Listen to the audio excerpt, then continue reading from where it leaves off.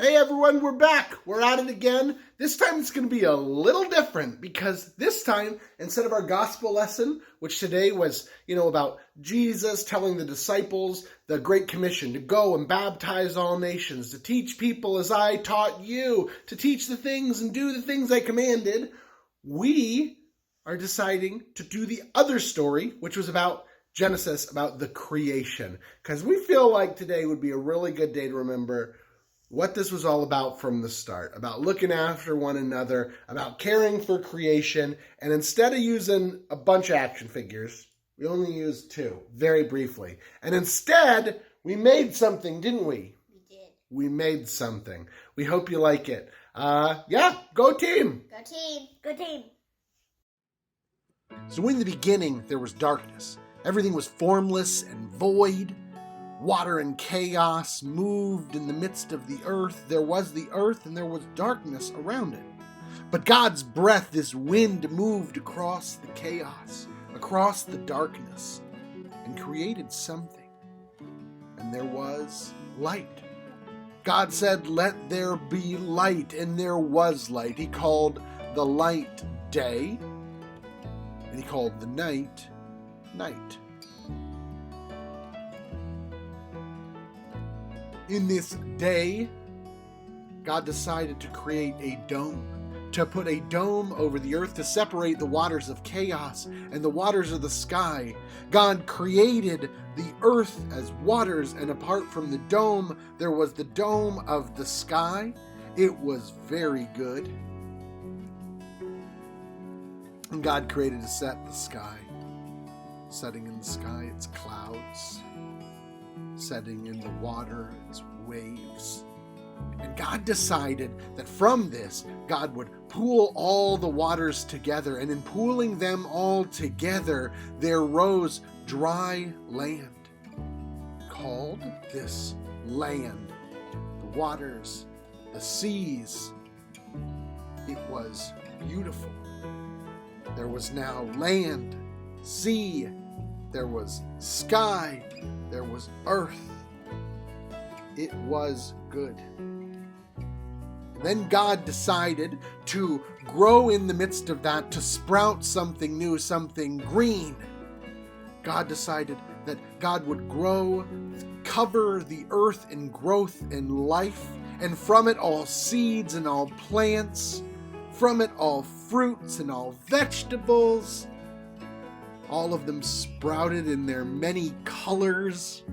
All of them took on their own form, each plant creating its own seeds to produce and grow and multiply, and little sprouts grew across the earth until it was a kaleidoscope of colors.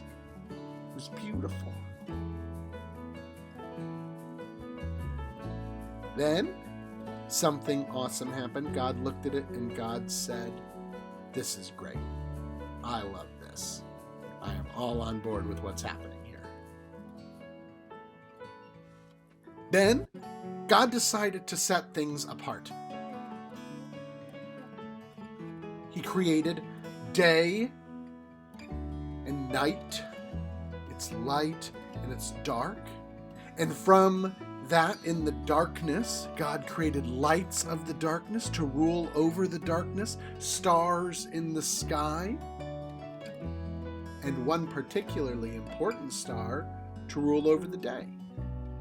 Created the sun to rule over the day, the stars to rule over the night, a light for the day, a light for the night, and one kind of really bright light for the night. Called it the moon. Then God decided, you know what? There needs to be fish in the sea. God decided there needed to be life and swarms in the sea. All sorts of beautiful things needed to form in the sea and swim in the sea. Whales, turtles, fish. But the sky needed its birds. Birds to flock in the air.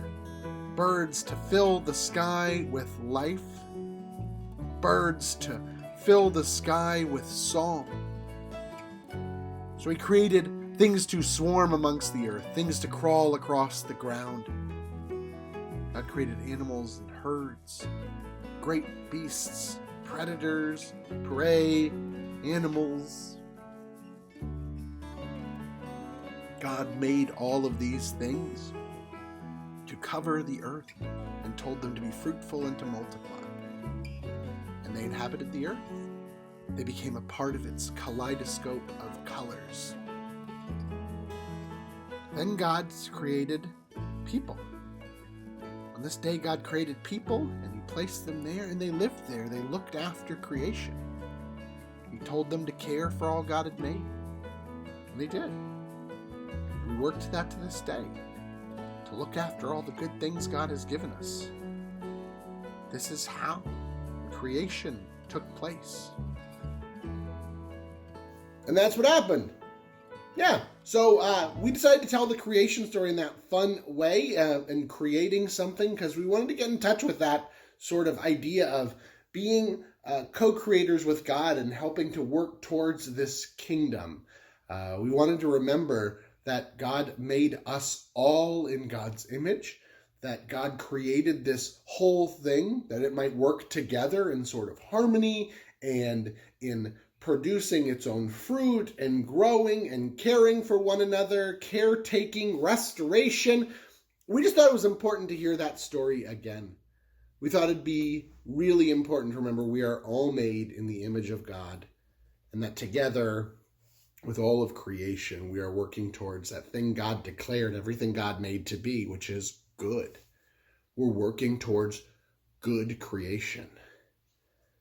God made this, and every time God made something, God said it was good. And I have to say, sometimes we look at the injustices in the world, we look at how people are treated in the world, we look at violence in the world, and I think we can safely say, it isn't good. It just isn't always good. You'd be right to say that. However, the work of creation, the work of being caretakers, the work of being peacemakers, if we're to call ourselves disciples, is recognizing we're to enter into those places that are challenging and broken, and we are to be menders, restorers, healers, people who make peace in challenging times. In essence, we're put on earth to help keep the world together, to care for the world. Today, people are marching in the streets. They're working towards putting the world back together in a more fair and equitable and just way. Many folks are angry. They don't understand the frustration. Many folks are scared. They don't know what this means for them. Many are very hopeful that in working towards restoration and the original intention of God, that this be good creation, where all are fed, none are hungry, the captive is set free, that when this has happened, we'll live together in peace and justice will roll like waters and no one will be left out. It's good and hard work. Know this, what is happening in the world where there are people gathering to pursue restoration and peace? That's very, very important work. For people who are repenting, turning from their past mistakes as a society, that's good work. Where people are repenting, turning from the actions of our ancestors that have hurt many people, that's very hard work, but it's good work. Because when we treat something that God created and God declared as good as anything other than good, we mistreat our neighbors when we make the mistake of assuming someone is less than good or less than another creation because of the color of their skin or any other number of reasons. We are missing the mark. God made all people, and as we heard from our story, God made things, and God always said, it's good. That is good. Now, do people make mistakes? Yes.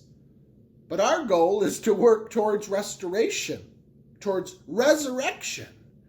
Restoring the world to grace and peace is about listening to one another. It's about walking alongside one another. It's about changing our ways, working towards justice and kindness, doing so with humility. That's an important piece of imitating Jesus. Making sure we don't put ourselves at the center of the story, but all those working towards grace and peace, God's story of promise and hope. So today, I hope you will remember the important work of restoration. Doing as Jesus did.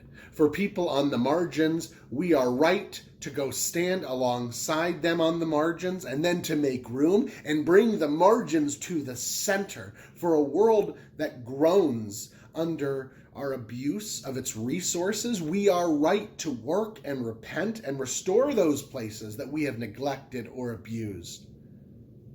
This week would be a great week to focus on mending. Mending that thing God has created and declared so boldly to be good. Mending and restoring. God made this whole world shiny and new for us to live and care for, and it worked together. Let's work on caring for it. Listening to one another. Mending things that are broken. Where does the world need mending? In our relationships to one another? In community? Across the globe? What parts of our environment, of God's creation, have you noticed have been neglected, mistreated? Where do you see piles of litter? Where do you see people not treating creation with the love and care it deserves? Let's work on mending that. How are we going to be good caretakers and menders this week? People of peacemaking and restoration. I hope you'll do that. Hope you'll join me and we'll do that as well. Have a great week and we'll see you next time. Bye.